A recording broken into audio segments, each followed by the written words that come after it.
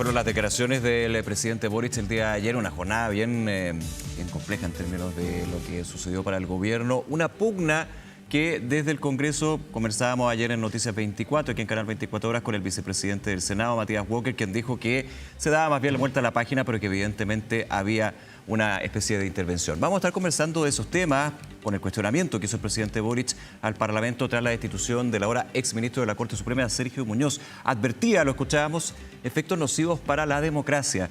El mandatario dijo que el resultado del nivel acusatorio sienta, de hecho, un precedente muy peligroso para las instituciones del país. Para conversar más al respecto, sobre otros temas, la situación también de lo que sucedió ayer con el ex subsecretario del Interior, Manuel Monsalve, estamos en contacto con el diputado y jefe de bancada de Evópoli, Jorge Guzmán. Diputado, gracias por acompañarnos. ¿Cómo le va? Buenos días.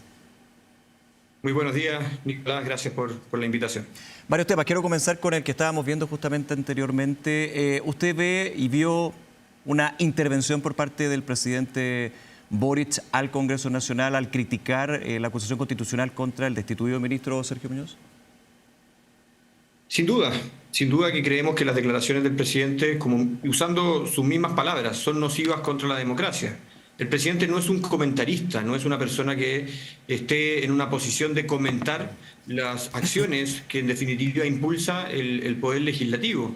Y la verdad que las declaraciones del día de ayer, en las cuales hace propias incluso argumentaciones que usó el propio ministro Muñoz en una entrevista el fin de semana de forma previa a la acusación constitucional, consideramos que es entrometerse de forma inapropiada en las gestiones y acciones que desarrolla el Poder Legislativo. Nosotros, al momento de impulsar la acusación constitucional y en toda su discusión, planteamos que esta era respecto de dos conductas del juez Muñoz que considerábamos que eran atentatorias contra los principios fundantes de la actividad jurisdiccional, los principios de transparencia, de probidad, de independencia y de integridad del Poder Judicial. Nunca se analizó, se cuestionó, se puso en tela de juicio, se habló respecto de los fallos del juez Muñoz.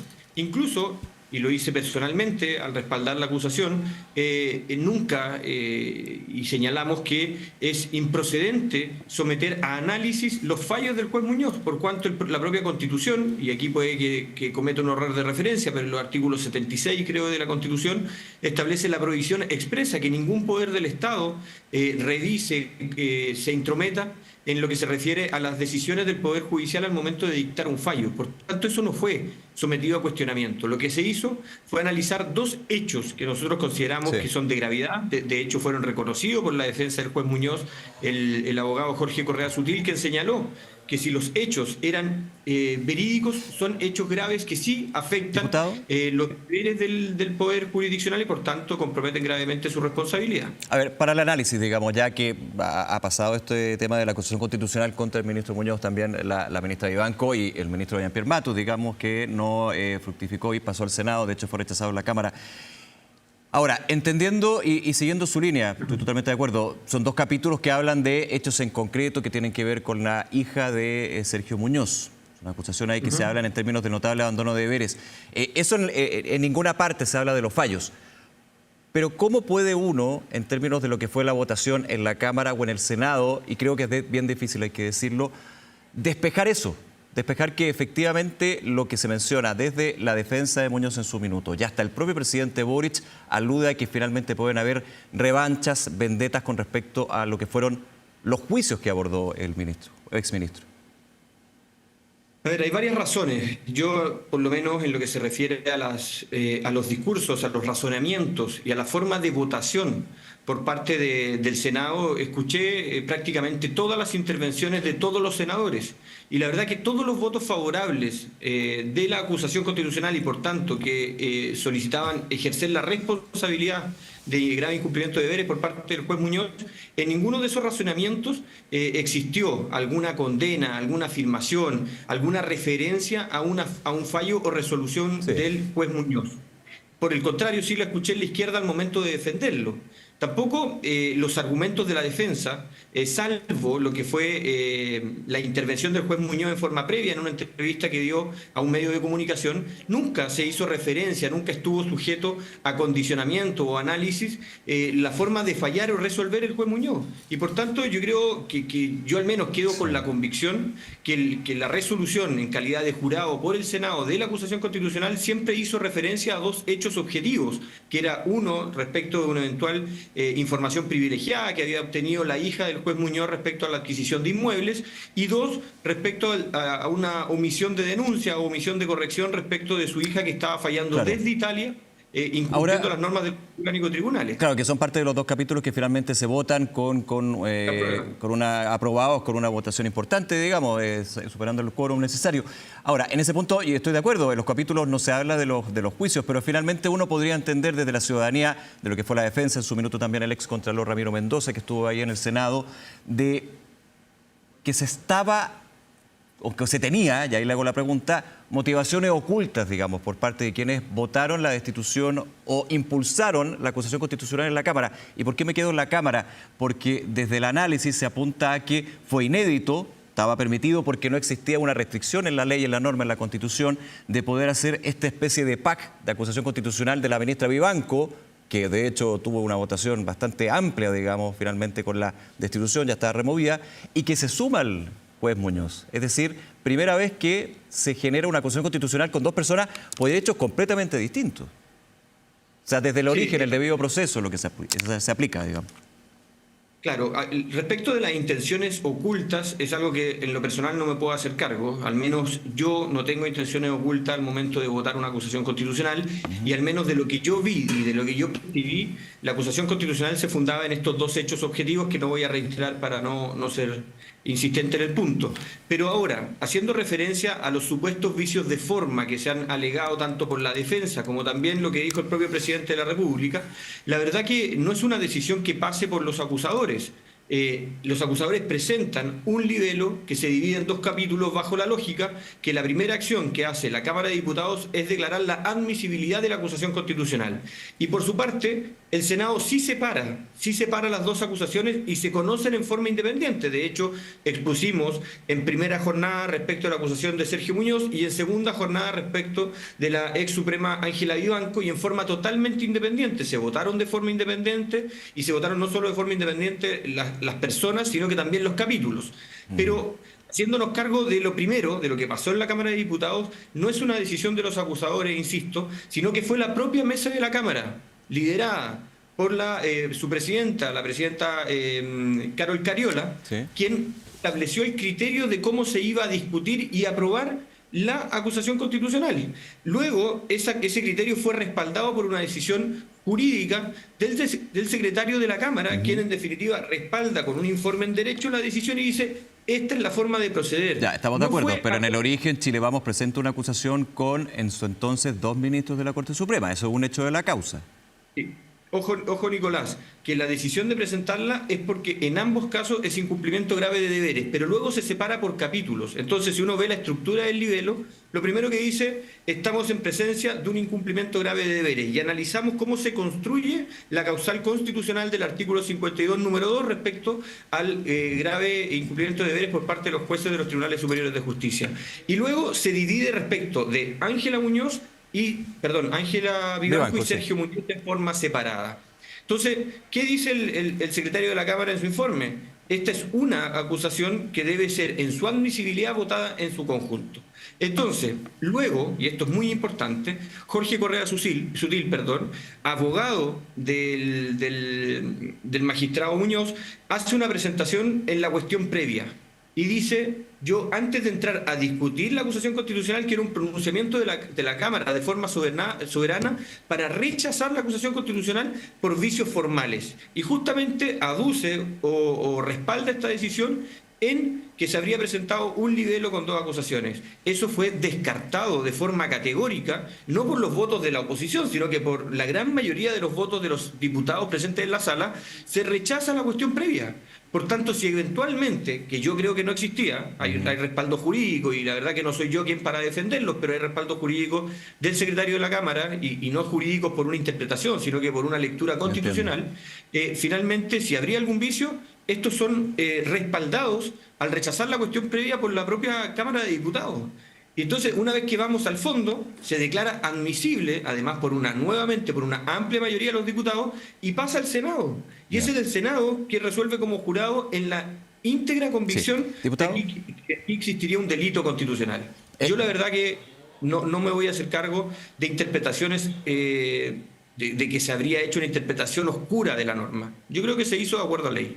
Ahora, claro, el tema acá, y es por lo que conversamos al respecto, es que esa interpretación es hecha pública por el presidente de la República, por el representante del Poder Ejecutivo, y obviamente aquí, en algún minuto cuando se aprueba la acusación, se habla de una eventual intervención entre los poderes del Estado. Sabemos que una máxima, digamos, democrática, y por ende cuando se pone en duda, no es un terreno fácil. ¿Usted cree que ya con el comentario del presidente Boric hay que entrar más en profundidad o es nuevamente un entuerto, digamos, entre los poderes?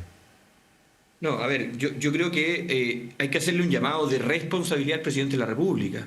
Efectivamente, la independencia de poderes en un Estado de Derecho que se solventa en los principios democráticos es esencial. Que los poderes del Estado no comenten, no estén cuestionando ni estén observando la gestión de lo que hacen los otros poderes. Nosotros tenemos un rol fiscalizador en este ejercicio de los pesos y los contrapesos que tienen los distintos poderes del Estado. Nosotros fiscalizamos la función del Poder Ejecutivo. El presidente, por su parte, y también nosotros los legisladores estamos sometidos al Poder Judicial respecto de nuestros actos.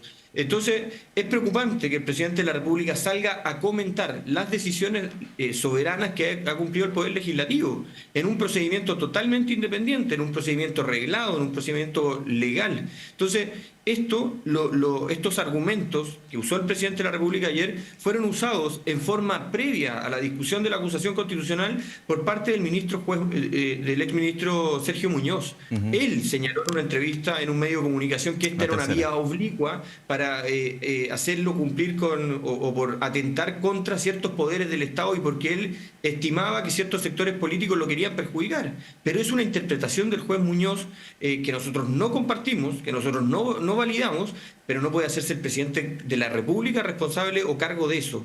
La verdad, Nicolás, que yo le haría un llamado al presidente de la República. Él ejerce el cargo más importante de nuestro país y por tanto debe respetar cada una de las instituciones democráticas y no entrometerse y hacer cuestionamientos respecto a la decisión que ha tomado el Poder Legislativo y que lo ha hecho en forma amplia, contundente, fundamentada y responsable como nosotros creemos que se hizo. Diputado Guzmán, lo llevo a otro tema. Por supuesto que fue noticia el día de ayer y va a seguir siéndolo de todas maneras. La renuncia de Manuel Monsalve a la Subsecretaría del Interior. Esto por una denuncia de violación. ¿Cómo lo está tomando la bancada de Evópoli y por sobre todo los partidos de la oposición? Vamos a estar entrando en detalle, pero más allá del tema judicial, evidentemente que tiene que ser investigado por la Fiscalía, lo que significa para el gobierno y cuando estamos ante una crisis de seguridad y hay un cambio en la subsecretaría del ramo. A ver, esto primero es sumamente delicado y lamentable, Nicolás. Nosotros la verdad que más allá de los análisis que uno puede hacer desde la perspectiva política, creemos que no está bien, no se ve bien que en definitiva altas autoridades de gobierno y particularmente una de las autoridades más relevantes en cuanto al combate al crimen organizado y la delincuencia se encuentre formalizado o investigado por hechos tan graves como una violación o abuso sexual presunto como se ha establecido hasta el momento. Creemos, ahora entrando ya en las acciones, que hay muchas respuestas que debe dar el gobierno. Nosotros quedamos con una sensación de que ayer se improvisó, que ayer no hubo una planificación adecuada, que en definitiva se vieron atrapados por una información pública que trasciende a través de un medio de comunicación y en razón de eso empiezan a tomar decisiones. Nada justifica, y ahí es donde nosotros tenemos dudas, que el gobierno haya recibido información en forma previa, según lo propio declarado por la ministra Carolina Toá, del día martes, tanto ella como el presidente de la República, respecto de esta denuncia. Nada justifica que al tomar conocimiento de la denuncia no se haya tomado en forma inmediata la decisión de desvincular al ministro. No entendemos por qué. Finalmente se le da la oportunidad, según los argumentos que ha dado el gobierno, de concurrir a poder informarle de esta situación a su familia. No entendemos por qué, si después de que supuestamente se le da dicha facultad, comienza o vuelve a cumplir funciones. Estuvo incluso exponiendo respecto de la discusión de presupuesto en el Congreso Nacional. Y finalmente una decisión, a nuestro juicio, improvisada, donde no es el gobierno quien lo remueve de su cargo, sino que es el propio subsecretario Monsalve quien renuncia a su cargo desde el Palacio Presidencial.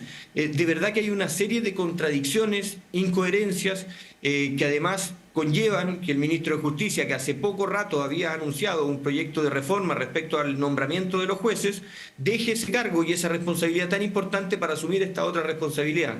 Insisto, hay un cúmulo de improvisaciones muy extrañas. Y lo segundo que creo que es muy grave es cómo la ministra de la Mujer, la ministra Orellana, hace referencia a este caso, invisibilizando o despreocupándose de la víctima, de la presunta víctima que tenemos en esta situación. Sí. ¿Por qué cree que invisibilizó a la víctima en este caso, la ministra Orellana? Cuando uno ve la intervención de la ministra de la Mujer, es una intervención muy apegada a norma, muy apegada a estatuto administrativo, muy apegada a lo que significan las investigaciones penales, pero siempre desde el resguardo de la posición de presunta inocencia que tiene el ministro Monsalve. Incluso se le pregunta qué acciones ha tomado de protección de la víctima. Y la verdad que dice, y pues espero tener y que se reafirme con la imagen y las declaraciones, pero su respuesta es: a quien le corresponde resguardar a la víctima es al Ministerio Público en su calidad de investigador de la acción penal. Pero, a ver, estamos en presencia de la ministra de la Mujer y la víctima es una funcionaria pública que ejercía funciones en el Ministerio del Interior. Por tanto, ¿cómo la ministra de la Mujer no va a estar ejerciendo acciones justamente para acompañar, apoyar y respaldar en una denuncia tan compleja y tan grave como la que estamos presenciando a una mujer que ejerce funciones dentro del Estado? A mí eso me preocupa. Creo que las acciones que uno tiene cuando son coherentes respaldan los relatos, y yo creo que aquí las acciones simplemente debilitan el relato que ha tenido la ministra Orellana en otras situaciones y en otros casos similares al que estamos viviendo hoy día. Para entender el análisis, diputado, con respecto a la situación de la ministra Orellana, ¿usted cree que actuó con una vara distinta con respecto a otros casos de denuncias de abuso sexual?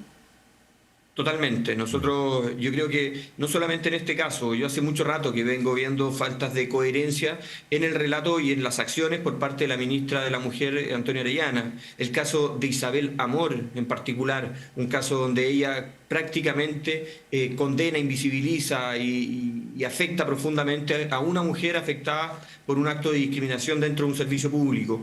En el caso hoy día de una persona que es víctima, una mujer que es víctima, que denuncia un hecho gravísimo en el cual el responsable eventual de este hecho es un ministro de Estado que tiene importancia y que tiene relevancia, de verdad que pone en entredicho y contradicción lo que significa el liderazgo de una mujer que en definitiva debiese siempre, en cualquier momento, en cualquier lugar, en cualquier circunstancia, más allá de las palabras, demostrar con acciones que está defendiendo y protegiendo a las mujeres de los hechos de violencia, discriminación o en definitiva, invisibilización o afectación que puede estar viviendo a través de un poder, de una persona o de un hecho tan complejo como el que estamos tomando conocimiento. Ahora, todo lo que sucedió ayer en aspecto político, me ciño todavía al análisis político porque lo judicial lo iremos viendo en el trabajo que hace el Ministerio Público, evidentemente, con lo delicado que es.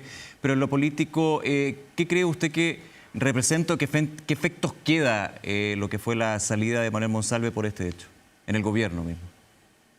O sea, yo creo que el gobierno hoy día demostró un nivel de amateurismo respecto de cómo enfrentar una situación tan grave que queda demostrado por estas declaraciones cruzadas, por estas acciones. A ver, yo quedo con una sensación que es el gobierno quien debe explicarla, que yo creo que el gobierno todavía, si no hubiese sido porque sale en la prensa, esto todavía no se hubiese resuelto. que en definitiva el gobierno se vio presionado o atrapado por una publicación de un medio de comunicación y no por lo que el gobierno debió haber hecho. Claro. Ahora, no es el primer gobierno que sale a reaccionar luego de una nota de prensa o una información de prensa. No quiero empatar ni para nada, por favor, pero que se entienda también de que no es primera vez que se ve en un ejecutivo llegando a eso. Tampoco estoy justificando, a eso me refiero, pero poniendo el hecho en concreto. Estoy totalmente de acuerdo, pero lo que nos corresponde hoy día es evaluar la gestión del gobierno del presidente Boric respecto a una situación contingente.